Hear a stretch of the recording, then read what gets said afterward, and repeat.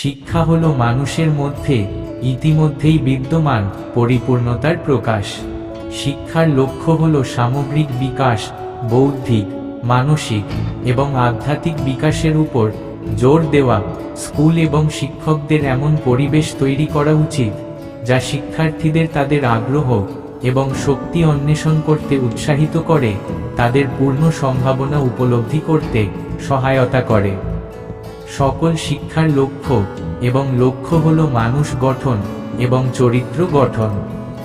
শিক্ষা কেবল একাডেমিক সাফল্যের মধ্যেই সীমাবদ্ধ থাকা উচিত নয়, বরং সততা, করুণা এবং স্থিতিস্থাপকতার মতো গুণাবলীও গড়ে তোলা উচিত।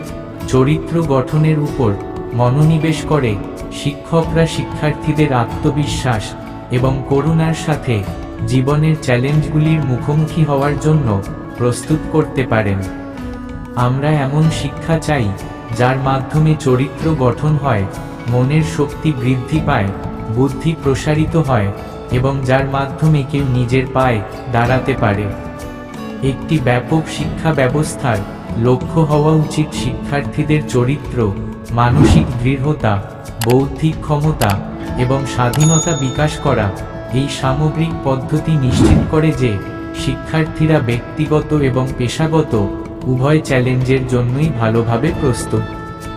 যে শিক্ষা সাধারণ মানুষকে জীবন সংগ্রামের জন্য প্রস্তুত করতে সাহায্য করে না, যা চরিত্রের শক্তি, জনহিতকর মনোভাব এবং সিংহের সাহস বের করে না, সে শিক্ষা কি নামের যোগ্য? শিক্ষা হওয়া উচিত ব্যবহারিক এবং প্রাসঙ্গিক, যা শিক্ষার্থীদের জীবনের চ্যালেঞ্জ মোকাবেলা করার জন্য প্রয়োজনীয় দক্ষতা এবং জ্ঞান দিয়ে সজ্জিত করবে। এটি সামাজিক দায়িত্ব এবং সাহসের অনুভূতিও জাগিয়ে তুলবে। শিক্ষার্থীদের তাদের শিক্ষাকে বৃহত্তর কল্যাণের জন্য ব্যবহার করতে উৎসাহিত করবে।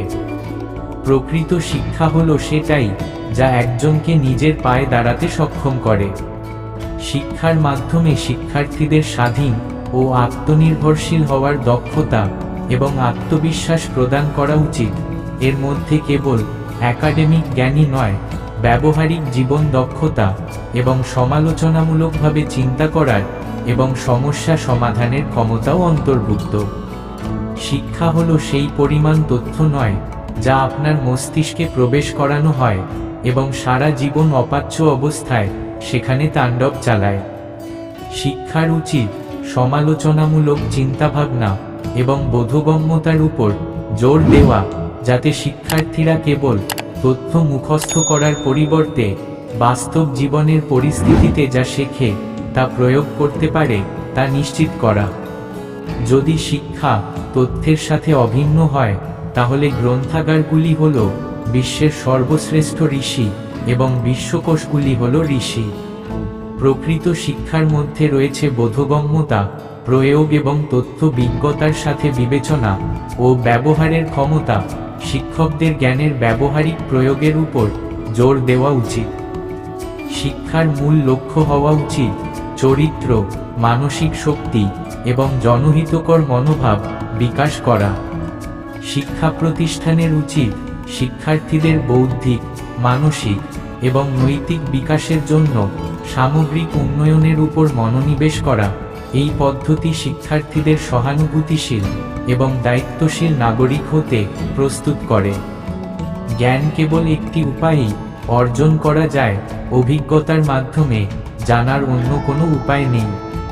শিক্ষার মধ্যে হাতে কলমে শেখার অভিজ্ঞতা অন্তর্ভুক্ত করা উচিত, যা শিক্ষার্থীদের তাদের বিষয়গুলির সাথে সক্রিয়ভাবে এবং ব্যবহারিকভাবে জড়িত হতে উৎসাহিত করবে। এই পদ্ধতিটি বোঝাপড়াকে দৃঢ় করতে সাহায্য করে এবং শেখাকে আরও অর্থবহ করে তোলে। ওঠো, জাগো এবং লক্ষ্যে পৌঁছানো পর্যন্ত থেমো না। শিক্ষা একটি জীবনব্যাপী যাত্রা এবং শিক্ষার্থীদের দৃঢ় সংকল্প এবং স্থিতিস্থাপকতার সাথে তাদের লক্ষ্য অর্জনে উৎসাহিত করা উচিত। এই মানসিকতা তাদের বাধা অতিক্রম করতে এবং তাদের পূর্ণ সম্ভাবনা অর্জনে সহায়তা করে।